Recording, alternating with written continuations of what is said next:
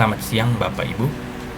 Perkenalkan, nama saya Jeremia Dharma Gentaspiring dari Universitas Sumatera Utara, Fakultas Ekonomi dan Bisnis, jurusan Manajemen, dengan NIM 2105022122. Pada semester ini, saya mengikuti program MBKM berupa penelitian merdeka sebagai asisten penelitian dengan anggota tim saya yang lain, yakni Intan Safira dan Hong Mai Hasilan Purba, untuk membantu penelitian dosen serta Kaprodi Manajemen, yakni Profesor Dr. Haira Amalia Farudin, SE AK MBA.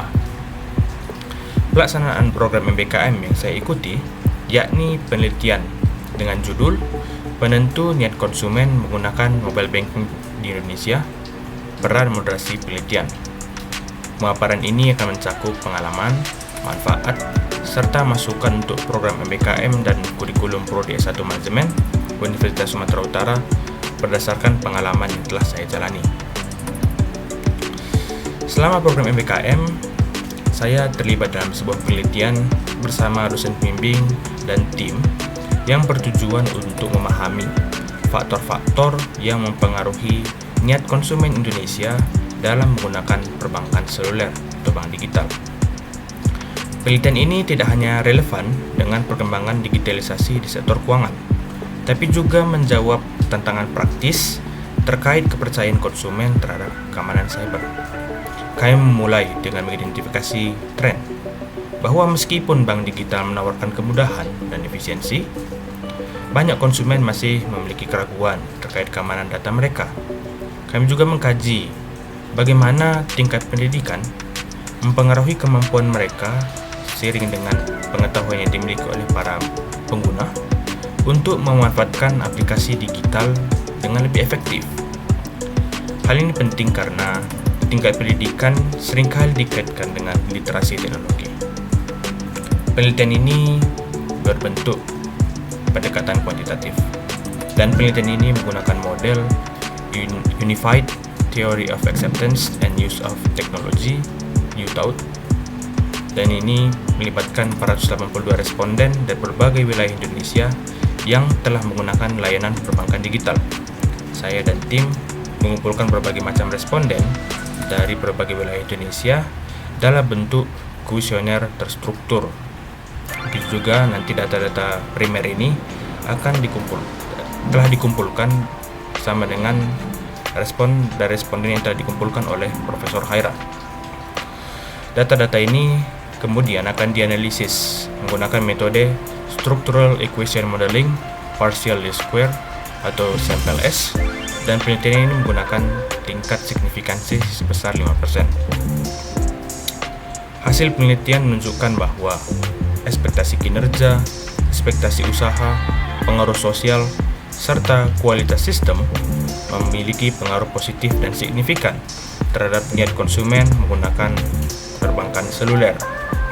Sementara itu, keamanan dan kepercayaan, variabel yang lain dalam penelitian ini, berpengaruh positif tetapi tidak signifikan terhadap niat konsumen menggunakan perbankan seluler.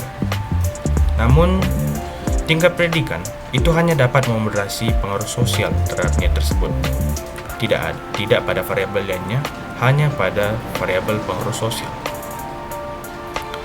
Kegiatan yang saya jalani selama program MBKM ini sangat sejalan dengan disiplin ilmu yang dipelajari di Prodi S1 Manajemen. Contohnya, penelitian ini melibatkan pemahaman mendalam terkait dengan statistika penelitian yang membantu saya dalam menganalisis data kuantitatif secara terstruktur. Selain itu, penelitian ini juga menyoroti aspek perilaku konsumen, di mana saya mempelajari bahwa faktor psikologis, sosial, dan teknologi itu dapat mempengaruhi bagaimana konsumen mengambil keputusan.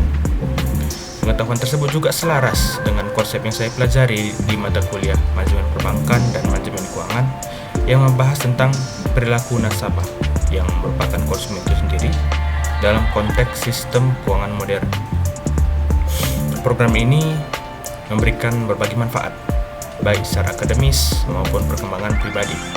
Secara akademis, saya meningkatkan kemampuan dalam analisis data, khususnya dengan metode SAMPLE-S yang sebelumnya hanya saya pelajari dalam teori, tidak secara mendalam seperti SPSS dan lain-lainnya. Pengalaman ini memperdalam pemahaman saya terhadap metode penelitian kuantitatif dan aplikasinya dalam konteks nyata. Selain itu, saya juga mendapatkan pengalaman berharga dalam menjalin relasi dengan responden, baik melalui wawancara langsung dalam Zoom yang pada akhirnya akan bertujuan untuk mengisi sebuah G-form dalam bentuk kuesioner. Jadi pengalaman ini juga melatih saya untuk lebih komunikatif dan mampu menghadapi berbagai jenis responden. Soft skill saya juga ikut meningkat, terutama dalam hal komunikasi, manajemen waktu, dan kemampuan untuk berpikir kritis. Kegiatan ini mempersiapkan saya untuk menghadapi tantangan dunia kerja yang memerlukan kemampuan berpikir strategis serta kerja tim. Salah satu kendala utama yang saya hadapi adalah menjangkau responden yang responnya itu bisa merupakan representatif dari berbagai daerah Indonesia. Karena penelitian ini membutuhkan data yang beragam. Jadi kami harus berusaha lebih keras untuk memastikan bahwa respon yang di berbagai wilayah tersebut itu sudah terwakili dalam daerah tersebut. Kendala ini semakin terasa ketika respon itu memiliki kendala dalam akses internet. Selain itu, proses adaptasi terhadap lingkungan kerja juga dalam penelitian ini memerlukan waktu, dan saya juga harus membiasakan diri dengan jadwal-jadwal yang telah ditetapkan, pembagian tugas yang spesifik, serta kolaborasi dengan anggota tim yang lainnya yang memiliki latar belakang dan cara kerja yang berbeda. Namun, kendala ini justru menjadi pembelajaran yang sangat berharga bagi saya. Program MBKM ini memberikan pengalaman yang luar biasa bagi mahasiswa. Namun, saya merasa ada yang perlu ditingkatkan. Misalnya, bimbingan teknis sebelum program dimulai itu dapat diperluas, khususnya bagi mahasiswa yang masih belum memiliki pengetahuan dan belum memiliki pengalaman dalam program MBKM, terkhususnya dalam penelitian mereka. Selain itu, program ini dapat meningkatkan jangkauan kerjasama dengan mitra penelitian, baik dari sektor swasta maupun pemerintah. Dengan lebih banyak program-program yang tersedia, mahasiswa dapat lebih mudah menyesuaikan mana yang sesuai dengan minat dan bidang studi mereka.